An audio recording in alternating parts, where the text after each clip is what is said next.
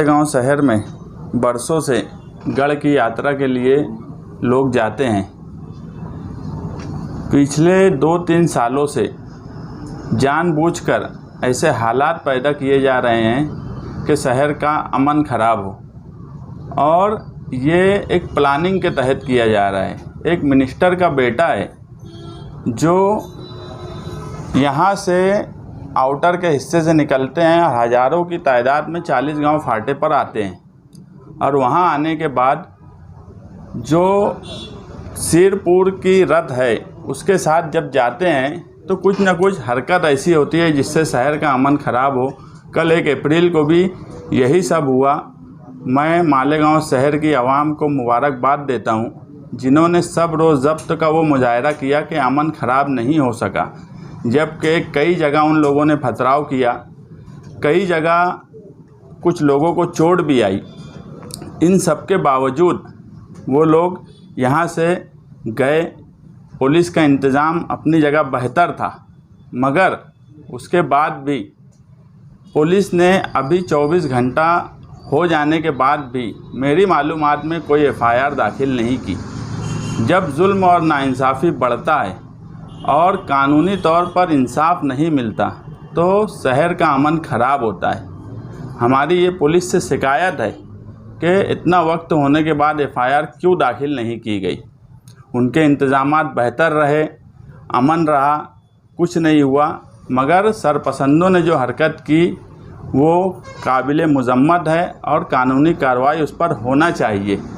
कल रात भर और आज भी डीजे जिस हिसाब से बज रहा है, लगता नहीं कि सुप्रीम कोर्ट का भी कोई ऑर्डर है क्या, जिसको पालन करना पुलिस की जिम्मेदारी है। कल पूरी रात डीजे बजा। मेरे घर की हालत तो ये थी कि दीवारें हिलती थी। मुझे लगता है कि ज़हूर भाई की भी यही पोजीशन होंगी, बहुत से लोगों की यही पोजीशन होंगी। तो 10 बजे के बाद का जो सुप्रीम कोर्ट का ऑर्डर है उस पर भी कोई तवज्जो नहीं दी जा रही है। जिस हिसाब से सरपसंद लोग मुंह में राम और बगल में छुरी वाली हरकत कर रहे हैं, ये काबिल मज़म्मत है। हम यही चाहते हैं कि ये पूरा एक प्लानिंग के तहत किया जा रहा है। पिछले साल जब ये इल्ज़ाम लगाया गया मालेगांव सेंट्रल के आवाम पर, जो कि झूठा इल्ज़ाम था कि पथराव किया गया, मैंने उस वक्त भी कहा कि मालेगांव शहर में गढ़ की यात्रा पर जाने वालों पर कभी मालेगांव शहर की आवाम कोई ऐसी पथराव या ऐसी हरकत नहीं करेंगी जिससे हालात ख़राब हो। उल्टा हमारे शहर के लोगों का हुस्न सलूक उनके साथ बेहतर होता है। और इस साल वो बात साबित हो गई कि जो इल्ज़ाम पिछली बार लगाकर छावनी पुलिस स्टेशन के पास नारेबाजी की गई, ये उस वक्त भी हरकत उनकी ही तरफ से कुछ लोगों की तरफ से की गई थी, और इस मर्तबा वो बात साबित हुई है।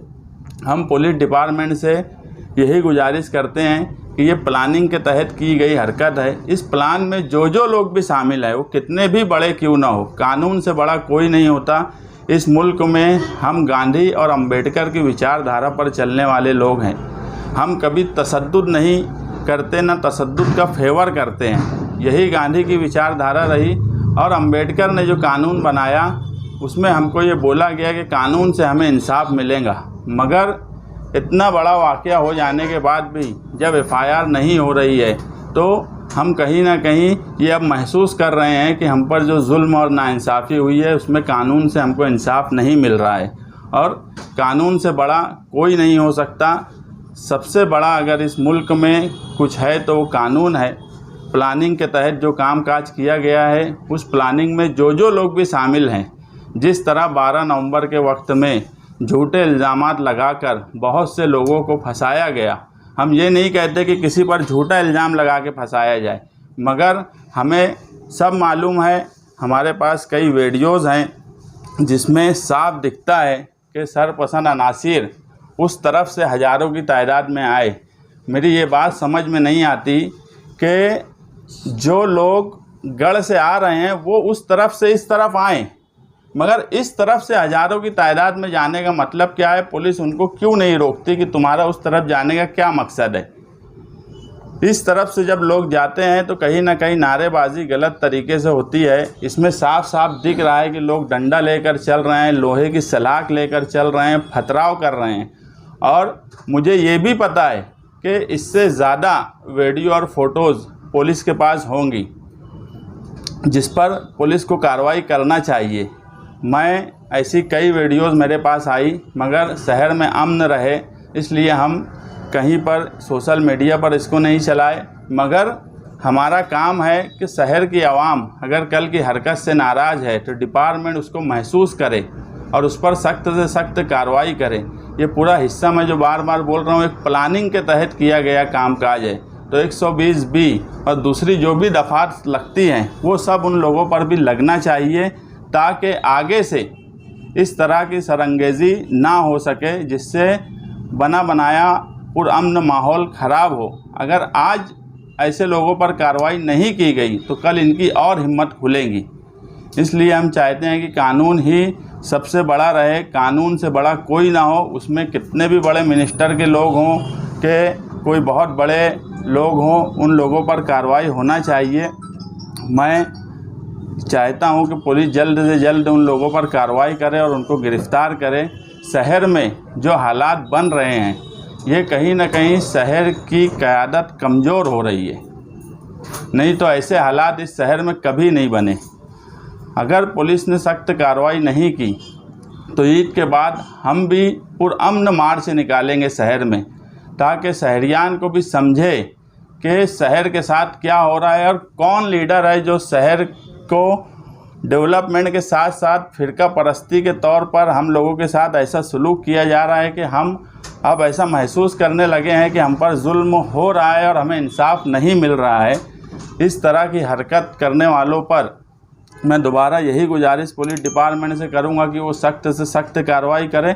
उनके इंतजामात कल बेहतर थे, मगर हमारी शिकायत ये है कि 24 घंटे के बाद भी पुलिस ने अभी तक कोई FIR क्यों रजिस्टर्ड नहीं की। व्हाट्सएप पर दूसरे ज़राए से अपील की जा रही थी, वो अपील व्हाट्सएप पर भी चल रही थी कि 4:30 बजे वहाँ चलना है। मैं जो बात बोल रहा हूँ कि उस तरफ से हमेशा आज सालों से एक तारीख रही है गढ़ के लोगों के जाने की, वो उस तरफ से आते हैं और जाते हैं। मगर जब से इस तरफ से जाकर लाने की बात शुरू हुई है और बाकायदा एक प्लानिंग के तहत, ये एक प्लानिंग थी कि 1 अप्रैल को 4:30 बजे वहाँ पहुँचो, लेकर आना है।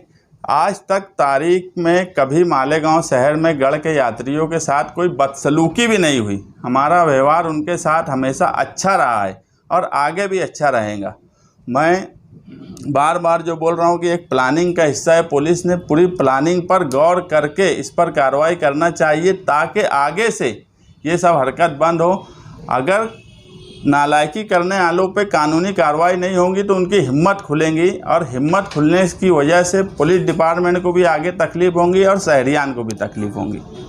गए इधर से उधर से जुलूस लेकर आए, तो ये सब तो पूरे शहर के सामने है और मुझे नहीं लगता कि पुलिस डिपार्टमेंट के सामने ये सब चीज़ें नहीं हैं। हमको पुलिस डिपार्टमेंट ने कहा कि आप वीडियो बनाइए अमन के लिए, हमने बनाया। हम चाहते हैं अमन रहे और अभी भी हम आवाम से यही गुजारिश करेंगे कि गढ़ के लोग जो भी अभी जा रहे हैं उनके साथ हुस्न सलूक का रवैया अपनाया जाए। ऐसी कोई हरकत ना हो जिससे शहर का अमन ख़राब हो।